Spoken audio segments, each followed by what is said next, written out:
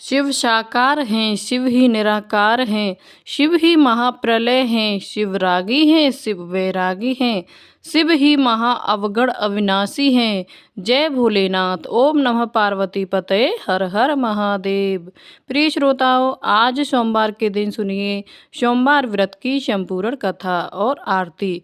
एक बार भोलेनाथ और माता पार्वती जी मृत्युलोक में भ्रमण करने पधारे। दोनों विदर्भ देश में अमरावती नाम की एक सुंदर नगरी में जा पहुँचे। यह नगरी सभी प्रकार के सुखों से भरपूर थी। वहाँ बहुत सुंदर सुंदर शिव जी के मंदिर भी बने थे।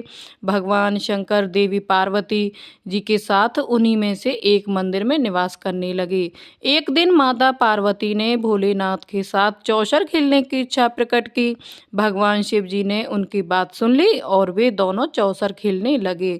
तभी मंदिर का पुजारी पूजा करने आया।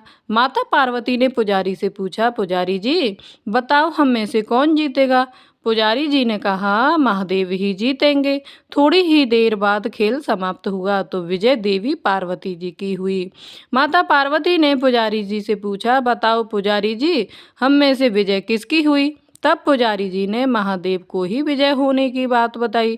यह सुनकर देवी पार्वती जी को पुजारी जी पर क्रोध आया और उन्हें कोढ़ी होने का श्राप दे दिया।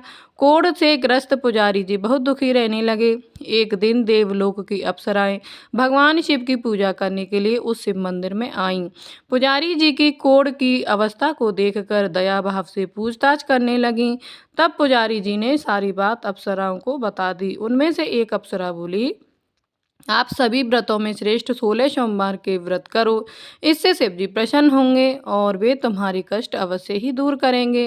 पुजारी जी ने इस व्रत की विधि पूछी। तब अप्सराओं ने बताया, सोमवार के दिन व्रत रखो, स्वच्छ वस्त्र धारण करो, संध्या और उपासना के बाद आधा किलो गेहूं का आटा लेकर इसके 3 भाग करो। घी, गुड़, दीप, नैवेद्य, पुंगी फल, बेलपत्र, जनेऊ, थोड़ा चंदन, अक्षत और पुष्प आदि से प्रदोष काल में भगवान शंकर का पूजन करो। 3 भागों में से 1 भाग शिव जी को अर्पण करो, बाकी 2 को शिव जी के प्रसाद के रूप में उपस्थित जन को बांट दो।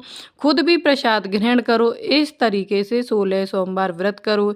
17वें सोमवार को पाव भर के पवित्र आटे की बाटी बनाओ, उसमें घी और गुड़ मिलाकर चूरमा बनाओ, शिव जी को भोग लगाकर उपस्थित भक्तों में बांट दो। इसके बाद परिवार सहित प्रसाद ग्रहण करो तो इससे सभी मनोरथ पूर्ण हो जाते हैं। ऐसी बात बताकर अप्सराएं चली गईं। पुजारी जी ने अप्सराओं की बताई हुई विधि के अनुसार 16 सोमवार के व्रत किए, जिसके पुण्य प्रताप से भगवान शिव की कृपा और माता पार्वती की दया से पुजारी जी को मुक्ति हो गई और आनंद से रहने लगे।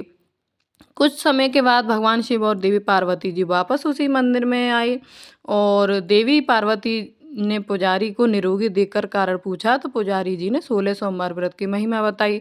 पार्वती जी ने खुद भी 16 सोमवार के व्रत रखने के लिए तैयार हो गईं और इस व्रत को करने से उनके रूठे हुए पुत्र कार्तिकेय जी देवी पार्वती जी के आज्ञाकारी हो गए। कार्तिकेय जी ने जब माता से पूछा कि आपने ऐसा क्या किया जैसे मेरा हृदय परिवर्तन हो गया, तब देवी पार्वती ने 16 सोमवार व्रत की कथा उन्हें भी सुना दी।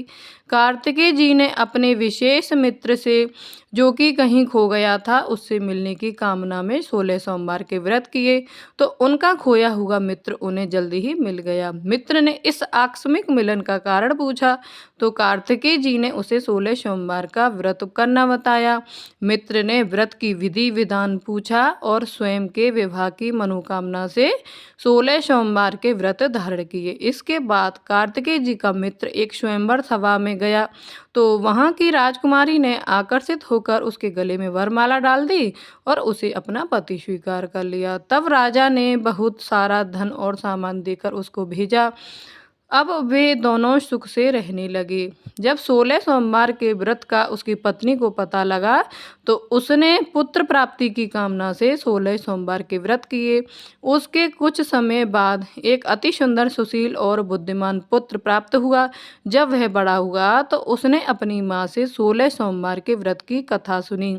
तब उसने भी राज्याधिकार प्राप्त करने के लिए 16 सोमवार के व्रत शुरू कर दिए। एक राजा को अपनी कन्या के लिए योग्य पुरुष की खोज थी।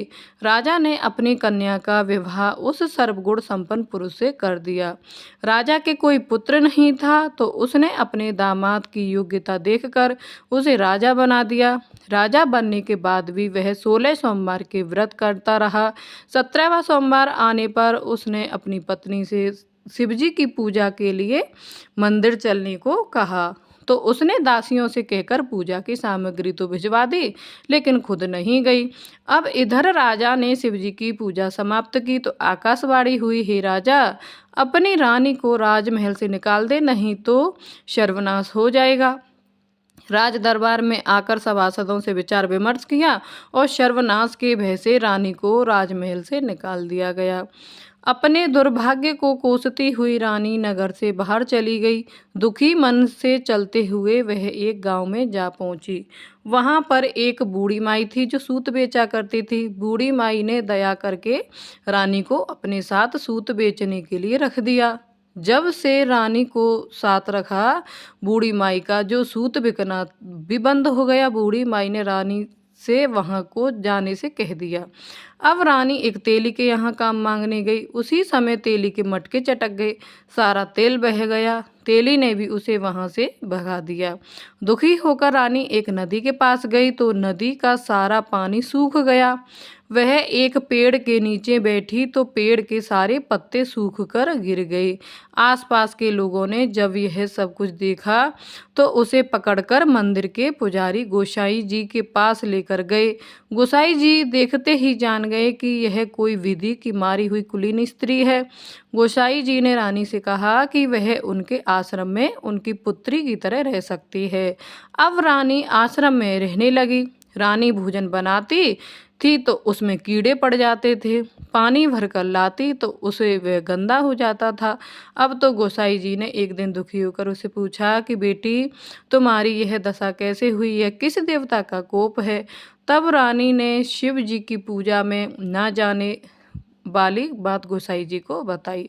तो गोसाई जी बोले, पुत्री, तुम 16 सोमवार के व्रत करो, इससे तुम अपने सभी कष्टों से मुक्ति पा सकती हो। गोसाई जी की बात मानकर रानी ने 16 सोमवार के व्रत किए। 17वें सोमवार के दिन विधि विधान से शिव जी की पूजा भी की। पूजन के प्रभाव से राजा को इधर महल में रानी की याद सताने लगी और रानी को ढूंढने के लिए उसने चारों दिशाओं में अपने दूत भेज दिए। रानी की खोज में घूमते घूमते दूत गोसाई जी के आश्रम में भी पहुंच गए। राजा को खबर लगी तो राजा रानी को ले जाने के लिए आश्रम में पहुंच गया। गोसाई जी से बोला, यह मेरी पत्नी है। शिव जी के क्रोध के कारण मैंने इसे महल से निकाल दिया था। अब जब शिवजी का प्रकोप शांत हो चुका है तो इसे मेरे साथ जाने की आज्ञा दीजिए। गोसाई जी ने रानी को राजा के साथ जाने का आज्ञा दे दी। रानी बहुत प्रसन्न हुई। राजा और रानी के आने की खुशी में नगरवासियों ने खूब सजावट भी की, मंगल गीत गाए, पंडितों ने मंत्र जप आदि कराकर स्वागत किया। इस तरह धूमधाम से रानी का महल में प्रवेश हुआ। राजा ने ब्राह्मणों को दान आदि दिए, याचकों को धन्यवाद दिया, जगह जगह भूखे लोगों को भोजन खिलाने के लिए भंडारे खुलवाए।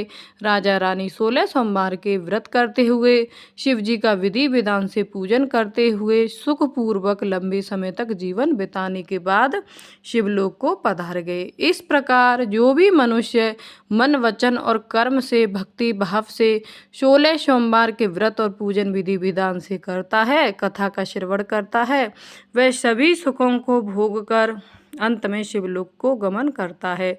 और यह व्रत सभी मनोरथ पूर्ण करने वाला है, तो इसीलिए यह व्रत अवश्य करना चाहिए। तो यह थी 16 सोमवार व्रत की कथा।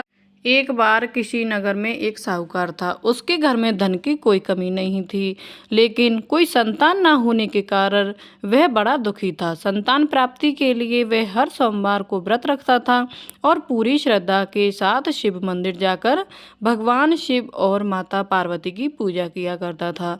उसकी भक्ति देखकर एक दिन माता पार्वती प्रसन्न होकर भगवान शिव जी से साहूकार की मनोकामना पूर्ण करने करती हैं। माता पार्वती जी के आग्रह पर भगवान शिव जी ने कहा, हे देवी, इस संसार में हर प्राणी को उसके कर्मों का फल मिलता है और जिसके भाग्य में जो होता है उसे भोगना ही पड़ता है।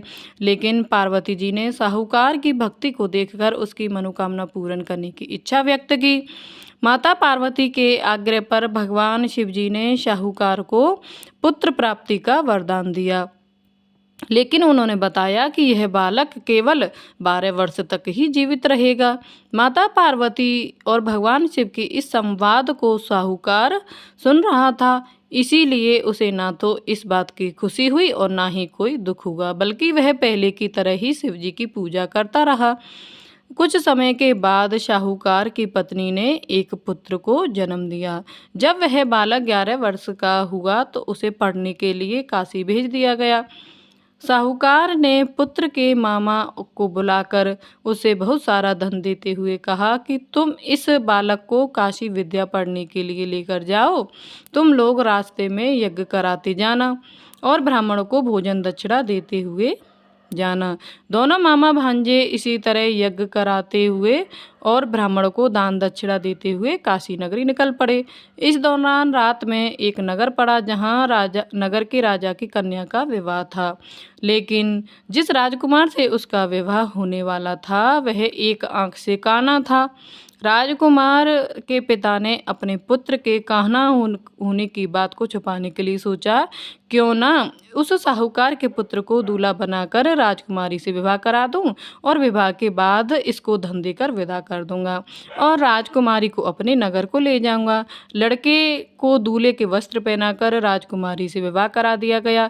साहूकार का पुत्र ईमानदार था, उसे यह बात सही नहीं लगी, इसीलिए उसने अवसर पाकर राजकुमारी के दुपट्टे पर लिख दिया कि तुम्हारा विवाह तो मेरे साथ हुआ है, लेकिन जिस राजकुमार के संग तुम्हें भेजा जाएगा वह एक आंख से काना है।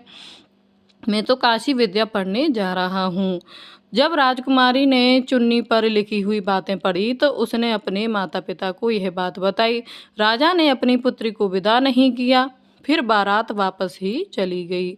दूसरी ओर साहूकार का पुत्र और उसका मामा काशी पहुँचे और वहां जाकर उन्होंने यज्ञ किया। जिस दिन साहूकार का पुत्र 12 वर्ष का हुआ उस दिन भी यज्ञ का आयोजन था। लड़के ने अपने मामा से कहा कि मेरी तबीयत कुछ ठीक नहीं है। तब मामा ने कहा, तुम अंदर जाकर आराम कर लो। भगवान शिव के वरदान अनुसार कुछ ही देर में उस बालक के प्राण निकल गए। मृत भांजे को देखकर उसके मामा ने विलाप करना शुरू कर दिया। संयोगवश उसी समय भगवान शिव और माता पार्वती उधर से जा रहे थे। पार्वती जी ने भोलेनाथ से कहा, स्वामी, मुझे इसके रोने का स्वर सहन नहीं हो रहा, आप कृपया करके इस व्यक्ति के कष्ट को अवश्य दूर कीजिए। जब भगवान शिव मृत बालक के समीप गए तो वह बोले कि यह उसी साहूकार का पुत्र है जिसे मैंने 12 वर्षों की आयु का वरदान दिया था। अब आज इसकी आयु पूरी हो चुकी है। लेकिन मातृ भाव से विभोर माता पार्वती जी कहने लगी, हे महादेव, आप इस बालक को और आयु देने की कृपा करें, नहीं तो इसके वियोग में इसके माता पिता भी तड़प तड़प कर मर जाएंगे। माता पार्वती के पुनः आग्रह करने पर भगवान शिव जी ने उस लड़के को जीवित होने का वरदान दिया। शिव जी की कृपा से वह लड़का जीवित हो गया। शिक्षा पूरी करके लड़का मामा के साथ अपने नगर की ओर वापस चल पड़ा। दोनों चलते चलते उसी नगर में पहुँचे जहाँ उसका विवाह हुआ था। उस नगर में भी उन्होंने यज्ञ का आयोजन किया। उस लड़के के ससुर ने उसे पहचान लिया और महल में ले जाकर उसकी खूब आओ भगत की और अपनी पुत्री को धूमधाम से विदा कर दिया। इधर साहूकार और उसकी पत्नी भूखे प्यासे रहकर अपने बेटे की प्रतीक्षा कर रहे थे। उन्होंने प्रण कर रखा था कि अगर उन्हें अपने बेटे की मृत्यु का समाचार मिला तो वह भी प्राण त्याग देंगे, परंतु अपने बेटे के जीवित होने का समाचार सुनकर वे बेहद प्रसन्न हुए। उसी रात भगवान शिव जी ने साहूकार को स्वप्न में आकर कहा, श्रेष्ठी, मैंने तेरे सोमवार के व्रत करने से और व्रत कथा सुनने से प्रसन्न होकर तेरे पुत्र को लंबी आयु वरदान प्रदान किए है। इसी प्रकार जो कोई सोमवार व्रत करता है या कथा सुनता है और पढ़ता है उसके सभी दुख दूर होते हैं और सभी मनोकामनाएं पूर्ण होती हैं। सोमवार कथा समाप्त। तो यह थी सोमवार व्रत की कथाएं जो सोमवार व्रत में सुनी जाती हैं। अगर आपको व्रत कथाएं अच्छी लगी हो, वीडियो अच्छी लगी हो, तो लाइक करें, शेयर करें और चैनल पर अभी तक आप पहली बार आए हैं और चैनल को सब्सक्राइब नहीं किया तो चैनल को सब्सक्राइब करके बेल आइकन को प्रेस कर दें, ताकि आपको रोजाना व्रत, पूजा पाठ संबंधित त्यौहार जानकारी मिल सके। और हाँ, हमारे चैनल पर फाल्गुन मास के महात्म्य की प्रतिदिन कथाएं मिलेंगी, तो उन कथाओं को भी सुने, रोजाना सुने, आध्यात्मिक से जुड़ें। तो मिलती हूँ नेक्स्ट वीडियो में, तब तक के लिए जय श्री राधे, जय श्री कृष्ण।